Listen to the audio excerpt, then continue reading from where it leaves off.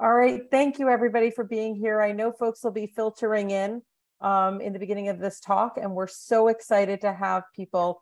I am Allison Schwartz. I am the industry co-chair of the ATARC Quantum Working Group. We also have Terrell Franz and Lily Chen, who are additional co-chairs on the academic and government side.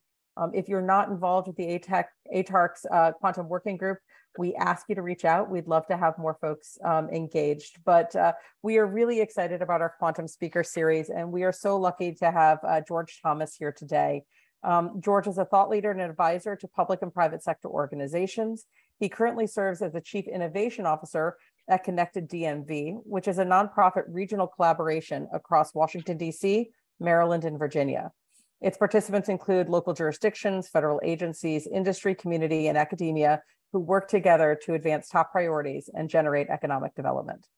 Prior to Connected DMV, George served as a partner at IBM and is recognized as an industry expert at the intersection of business and technology in a variety of technologies, including quantum. We're lucky to have George today, who's going to be highlighting the work of Connected DMV and their Potomac Quantum Innovation Center. And I'm really excited that we get to hear a little bit about the upcoming first annual Quantum World Congress. So thank you, George, and I'll turn it over to you.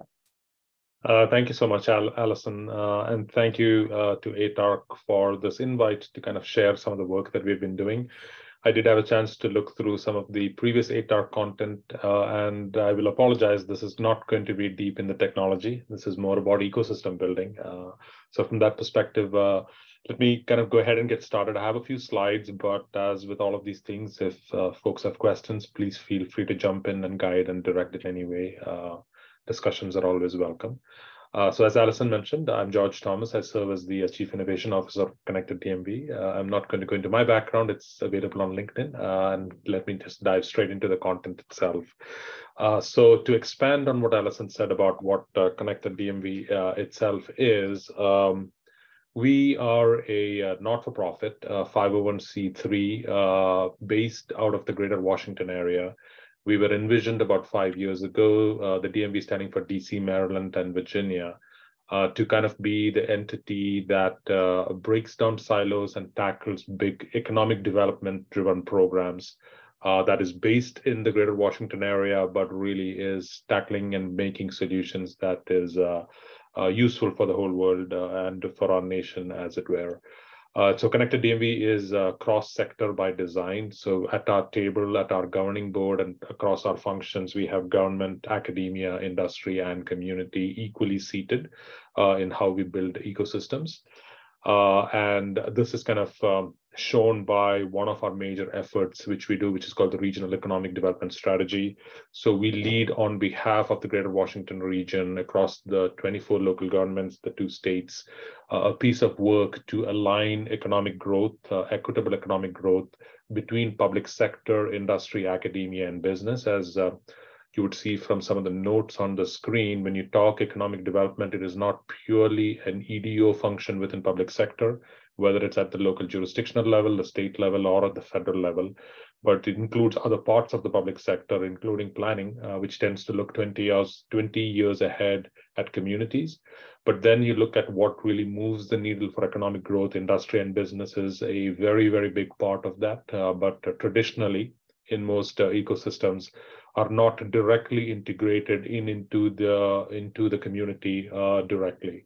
So if you're a private industry that is consolidating offices, acquiring, moving to a new location, building out HQ2, you would tend to talk to specific local jurisdictions in some way, but not really to the all of community. So part of our mission with REDS was to expose all of the impacts of community, the needs, the potential for growth to all of our industrials in the region, for them to do what they need to do, whether they are private, whether they are publicly traded, but at the same time be aware of impacts to community, that then they can do what they do, but have positive net impact to the communities that they're in and part of, and their families live in and help build it out. Very similar concept to community and philanthropy. Being in Greater Washington, we are blessed to have a number of major philanthropic organizations that are based here or have significant presence here. But again, they're either tend to be very, very mission driven or trying to focus on very specific things that they're trying to do that's very global in nature. We want to expose the same level of information to the community, the philanthropy, and the academy for all of these entities to then participate in what is getting built out, help influence what is being built out, and then have all of community with their shoulders at the wheel for building their businesses, promoting their missions, etc. So this cross-sector model kind of seeds into pretty much everything that we do across the region on behalf of the region is what it is. And how that kind of manifests itself for us is 4 very specific kind of programs that we run, quantum being one of them. We have a couple of others that are science and engineering focused. Similarly, we have a climate change effort that is very much built around building a hydrogen economy. And we have a healthcare initiative that's focused on pandemic prevention in Rockwell. But today I will focus primarily on the quantum effort that we are doing. But all 3 kind of form very similar structures with regard to what we are promoting and trying to do. The 4th that's on the list, Nextversity, is slightly different. This is focused very much on the other side of the coin from equity and access. And this is focused at imagining alternate pathways and mechanisms for education and lifelong learning, with our region being kind of like a test bed for some of those efforts to figure out, what are the career pathways to uplift people, what are the career pathways available that does not require a 4-year degree or a higher degree than that, and how do you then integrate what those needs are with what is being built out by industry and new industry sectors. And that 4th one, Nextversity, kind of, as one might imagine, as a horizontal, matrixes itself into all of the sector level initiatives that we are doing. So that's a little bit of background about Connected DMV, and PQIC is one of our 3 key initiatives from building the growth perspective. So let me dive into the Potomac Quantum Innovation Center itself. This effort was started in 2019, right at the back of the then DOE bid to create DOE hubs in quantum, the $675 million kind of RFP that was put out in the middle part of the year. We looked at that and decided that, of looking at all the major threads of infrastructure and IT and ICT and other capabilities we have in the region, quantum was one of those areas where we had a tremendous number of assets that we could lean on. And how do you kind of take advantage of those assets and build and imagine what a community would look like? The fundamental kind of threshold of building the Potomac Quantum Innovation Center was not initially a focus on research. It was more imagining in 5 years, when quantum computing becomes real and when there are more applications with sensors, what would an ecosystem to support this new industry, what should that look like? What would it look like? We've gone through multiple cycles. We're very, very strong in the region. For example, just 2 random things in life sciences and biotech. We are very strong in cybersecurity and data centers. We're very strong in national defense type capabilities. But when you look at all of those industries and see how they have come about, now looking back on it, there's all kinds of things we would think that we might have done better. Just to stick with the equity angle, we always, in all of our industries, talk about we don't have enough women, we don't have enough people of color, we don't have enough socioeconomic representation, just from that lens of it. The use cases that get built out, there's all kinds of talk about ethics within AI, ethics within data science, ethics within smarter cities. So these kind of things have happened a number of times in the past. So we kind of looked at what this could look like and said, if we imagine 10 years from now, quantum is robust, existing, lots of use cases embedded in multiple industries, what does that support ecosystem look like? And that became kind of like the thread of thinking to build out the infrastructure for what we need that will surround the science and the engineering with other capabilities that is knit and networked across the region to kind of build this out is what the thinking was. And the 3 kind of fundamental kind of drivers for the overall kind of vision was, while we are building it here, it has to be good for the nation and it has to be good for the world. And what should that look like? And where can we embed ourselves to be helpful in that growth process? So speed, scale, and inclusivity were the 3 kind of topics we kind of chose as mission statements for ourselves to kind of drive that thinking forward. If we are doing something, if we are building something, how could we help accelerate the speed of X? It could be speed of deployment. It could be speed of growth for industry. It could be speed of any number of things that form the ecosystem. Scale. How do we help scale it versus it being in silos. If you take any technology, it takes roughly about 20 years from lab to adoption. Some of them take much longer. There's a lot of stutters, but in general, that's about a rough order of magnitude of cycle. Could we help speed and scale that in some capacity became two of our kind of rallying cries. And the third one, of course, is inclusivity.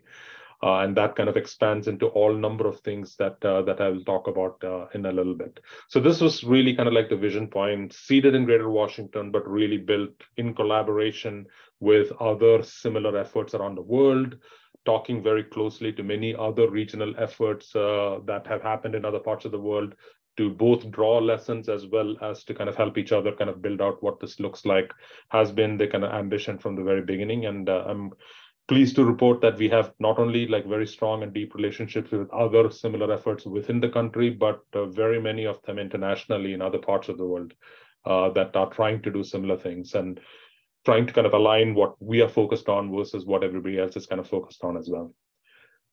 So what this has manifested itself into is 4 kind of pillars of direct effort that we are doing on top of all of the integration work. These 4 efforts are what you see on the screen. The first major thread of having an ecosystem is workforce and talent, and quantum, like everything else that has come up before it, has struggles with what kind of talent, how many, when, where, how do we train them up, how do we get them engaged. There's a lot of thought with regard to what this needs to be. So our kind of effort with this started with assembling what we call the K14 working group in the region. This is we have 6 major public school districts in the region. And we have 4 large 2-year community college networks in the region. And then, of course, 6 to 7 large universities with lots of depth in quantum, including the University of Maryland. So we first started assembling the 2-year and the K through 12 in the region, trying to figure out if we wanted to go down this path, what are the gaps, how could we work together? And that led to a number of programs that have spawned within what we're calling the Quantum Academy effort, that goes from middle school and high school all the way to the other end for executive education and awareness building within industry and government in the region. One example that I will kind of point out in the academy, I will point out a little later, but that's the first big thread of it. The second big thread of it, again, is by luck of geography, you might say. We are based in the nation's capital, which then means access and lots of people in the ecosystem that are responsible for policy, for regulations, for standards, for enforcement, both from the government perspective as well as from an industry perspective, and of course, all of the think tanks in the region and K Street in the region that kind of stay in the mix. And again, having come from lessons learned with other technology shifts in the past, we took it upon ourselves in 2020 to say, what could we do that might help the cause? And that evolved itself into the Quantum Policy and Ethics Center, which again, I have a few slides of that I can get into in a little bit deeper. But that was kind of like the second thread of what could we do that is different and standalone and could help the cause both here and globally, and what should that look like? And the Policy and Ethics Center focuses not just on policy and ethics, but also larger scale on international collaboration and how do we bring that in, because what one might call ethics in the Netherlands is very different than what's meant in Japan, was very different than what we think about it here in America. So how do we kind of bring those pieces together to have a open public square was the mission statement behind the Policy and Ethics Center, which was kind of like the third pillar. The fourth pillar is what we call Quantum Innovation Hubs. Again, if you go back to the basic research, you do the TRLs 1 to 9, a lot of investment that's happening globally, especially from the public sector side of it, is going into basic research and maybe a little bit into applied research. It's starting to change, but that's really where a bunch of the focus is, TRLs 1 to maybe 4. We, again, going by our philosophy of what does a future ecosystem look like, went to the other end of the spectrum and said, who's going to buy it? Who's going to use it? And then map that against what do we have as pillars of economy in the region that fall into those categories. And for us, there were a few, and I will get into that. But one example is life sciences and biotech. We have a very, very deep bench of life sciences and biotech, not just companies, but NIH, FDA, CDC, number of international players who have bases here. So how could we look at that industry who will very obviously be very significantly impacted and influenced and direct the growth of quantum, and saying if we could get that together, what would that user community, buyer community be able to do today while the technology is being developed in labs? So that's really what the Quantum Innovation Hub is about. And finally, the Quantum World Congress that Alison teed up very nicely was one of the things that kind of was not part of the original plan, but kind of evolved into a need for, while we are building all of this stuff and while the world continues to come via DC for a number of reasons, could there be a business conference that was based here that allows over the next 5 years for a consistent and regular intersection of industry with government, with investment, with academia and research, with the community on a regular basis to keep the momentum going, primarily for two reasons. One, to prevent a dearth of investment happening, the quantum winter, as it were, whether one believes it or not. How do you kind of prevent that? And two, to keep the lines of communications open between those various factions in any new technology, as we have built out based on the lessons learned, to make it happen faster and maybe hopefully stop some roadblocks and increase the networking so more deals can be done, was kind of like the big vision. So these four were really kind of like the footprint of what we are focused on, combined with all of the R&D investment from industry, investment from the feds, all of the labs we have in the region, from ARL to NRL to NASA Goddard, all the labs at UMD, JQI, the private industry labs that are in place, investments from everybody from Northrop to IBM in the region. All of that is the that is the research element of it, which we are kind of connected and integrated with to help pull along as we go forward, is really the fundamental idea behind what we are doing. So again, like I said, everything that we do is public-private academia. This is a view of our steering committee, as it were. There is a good swath of public sector. There's a good swath of industry organizations, including QEDC and QIC, 3 university presidents, and then investment from industry. The 2 main focuses, as you would see, on this are national security and life sciences as the 2 main key industry sectors. One thing you will notice very clearly on this is we don't have any of the quantum builders yet on this. That was by design, but starting in 2023, we're going to expand that to some of the core quantum companies coming forward as well. Alison, did you have a question for me? No, I actually posted in the chat that we will be taking questions. So if folks want to either post it in the chat or use the raise hand function. Do you have more to go on your presentation? I have maybe a couple more slides and then I can stop. Absolutely. Let me go here. So one program on the Quantum Academy side that I just wanted to kind of point out is over the course of this summer, we ran an open competition for rising seniors, so 11th graders in high schools, of the 6 high schools in the region, and then selected 15 of them through kind of a competitive process to run through a quantum immersion program and then through live job shadowing at a number of companies in the region. And then now they're doing a summer program, posters, official scientific posters, which then get displayed at the Quantum World Congress. And their big prize for doing this is they get to have coffee with Dr. Bill Phillips. That's the prize at the end of the day. So just one program I wanted to kind of have. We have a number of these kind of individual little threads going to create awareness and build among the region. The second thing I did want to stop at was the, let me stop it here for a second. The Policy and Ethics Center, these are the main kind of companies helping build out the thought process for what the Policy and Ethics Center is. This one particularly, I do want to have an open call for requests from anybody who wants to participate.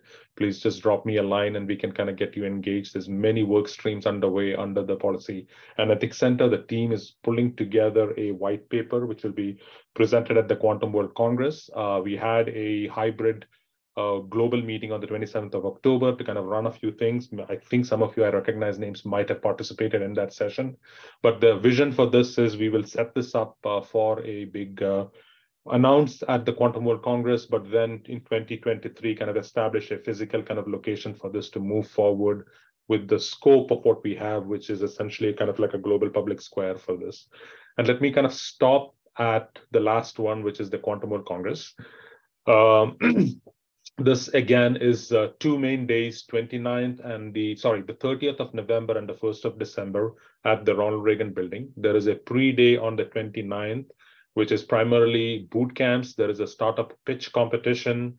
There is an international forum where we have delegations from 15 countries for a roundtable discussion on advancing bilateral and multilateral cooperation among the countries. The programming, everything is online. If you just go to Quantum World Congress, the programming is online. It is pretty dense and pretty rich. I would encourage and welcome any and all of you to please participate, come join in some capacity. We would love to have you there and sign up for any number of the things that are, parallel activities that are happening. Thank you That's so it, much, Alison. George. Thank you so much, George. That was really just wonderful and a wonderful highlight. If you want to come off mute or submit your questions into the chat or raise your hand, we're happy to tap in. I'll take the first question. As you're building this ecosystem, what is the biggest challenge you're facing? The silos. There are two types of silos. There are silos between quantum builders in the industry with not wanting to share because nobody's really too sure, just from a computer perspective, what is the platform that will win. So there is obvious, natural, expected silos there. But surprisingly, there's silos on the other end of the spectrum with the buyers themselves.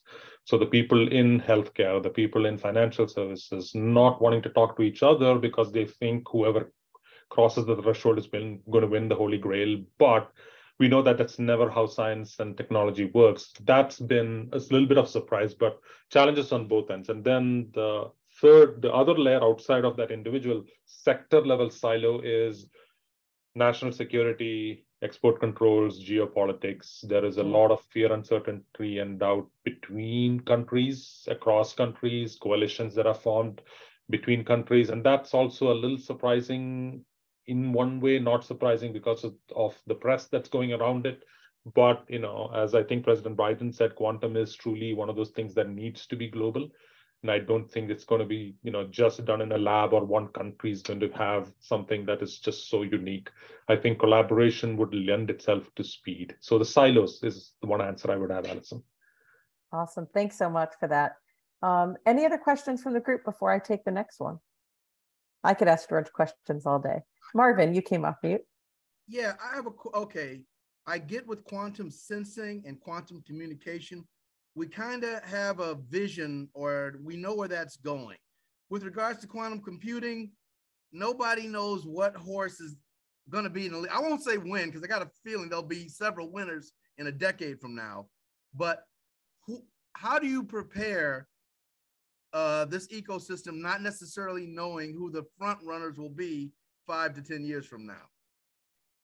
Yeah, that's a wonderful question, Marvin. So we have been attempting to do this. So one thing I did skip over is earlier this year, we got Department of Commerce's first award, I think, in quantum to set up a quantum life sciences hub in the region. And our co-partners were, Cleveland Clinic was our kind of main partner in that. But in that conversation, it became very apparent about the platforms in computing and the varieties in sensing as the two primary areas. And the only way we can't solve for the problem because you can't make a bet on one. So what we are kind of envisioning that core group, and we have to build it out to a set of 25 companies or organizations for them to kind of come up and help prioritize what might be use cases that they're willing to put money behind to help push the builders. So it's lots of people building hammers, and those people building hammers are going to look for organizations to test those hammers on one at a time. Could we create a collaborative where there is 5 to 10 nails ready for action with money behind it for people with hammers to go test it against? And would that in some sense help build and increase the speed for whatever platforms is? I do completely agree with you. And again, I mean, nobody knows, but I do agree with you that unlike Betamax versus VHS, there'll probably be 5 to 6 platforms that are viable and sustainable over the long term for completely different use cases. And we need to allow them time to thrive and not be too competitive because the money is the only thing that is common. There's only so much money to go around. And so this way, maybe we can make the money go far further, is the idea. Wonderful, thank you. Any other questions? Well, I'll ask one. So attending today, you have folks from industry like IBM, Quantinuum, IonQ, and D-Wave. You have industry, or as mentioned, industry, academia, as well as some government folks. How is the best way to get connected to you to learn more, or how would you like us to connect in with Connected DMV? So if you just go to the Connected DMV, the Quantum website, I'm just going to put it in chat. If you just go there, there are like 3 or 4, it shows everything that we are doing. There are individual kind of forms to get in touch with us directly on any one of those. Or I can also put in my email in the chat, and you can reach me directly as well. Wonderful, thank you. In the last 3 minutes, you mentioned silos and you mentioned collaboration. Quick question, with the Quantum World Congress, you're bringing folks from not just within the US ecosystem, but again, from international organizations, international governments. Just give a little teaser as to kind of what folks are hoping to get out of there. I understand folks can go to the website, but I'd love to hear just a little teaser. Sure. Yeah. When we started, again, our philosophy is public-private academia. So we started with governments primarily because when we started canvassing the audience, the quantum audience on who you would like, and the answer was we need more US and foreign governments there because they are the main funders right now. So that was our first pitch. We went up and down the chain of command, all 11 agencies, talked to pretty much everybody. So our keynote from the government perspective is Ann Neuberger, who leads quantum for President Biden. We have presentations from head of research at NSA. We should have, I can't say this out loud, a couple of senators. There will be one cabinet minister from a foreign country. We have direct representation from 15 countries confirmed so far. There is an international ambassador dinner happening on the night of the 30th. I think there's 7 ambassadors confirmed for that with delegations. So yeah, there's been a tremendous amount of interest from government that way. And then after government, we went after industry, both quantum here and abroad, both startups and big companies. And I think we pretty much all of the companies that you named, D-Wave included, are participating in a significant capacity. Many CEOs, many quantum leaders are coming. The 2 other things I will kind of point out is we very ambitiously decided in year 1 to hold a startup pitch competition. And we said we are going to focus this on not everything's quantum. We said it has to be focused on one industry. We picked life sciences and bio. So you have to show value proposition for life sciences and bio. And we've got a number of applications in. We selected the final 6 out of that. That's going to go on the website tomorrow, I think. That is on the 29th. We have some fantastic investor judges coming for that. And so that's one key thing to kind of mention. We have 6 boot camps that's online, couple focused on kids, 2 focused on executives, 1 purely for high school teachers. So there's a number of boot camps that people can kind of sign up for to get a flavor for what's available in quantum, including one of the boot camps is all the way from Australia. Equus and University of Queensland are flying all the way over to do a boot camp for their executive education series. So that's there. On the second day afternoon, we have something called the National Quantum Update. So this is country leaders for quantum from 7 countries who are coming over to give a status update on where quantum stands in their country and how to get involved. And of course, there are booths. There are booths on the floor as well. So that's a flavor of what is kind of anticipated over the 2.5 days. Well, thank you again so much. I know we're at time. Folks, if you have additional questions or want to reach out to George, as he said, he put his contact in the chat. I have found it absolutely wonderful to connect with him and to work with him. And I hope I see everybody at the Quantum World Congress. Thank you again, George, for your time today, the work that Connected DMV does. We really appreciate it. Thank you so much, Allison. And thank you to everybody for joining and to give me a chance to kind of speak to this. Thank you.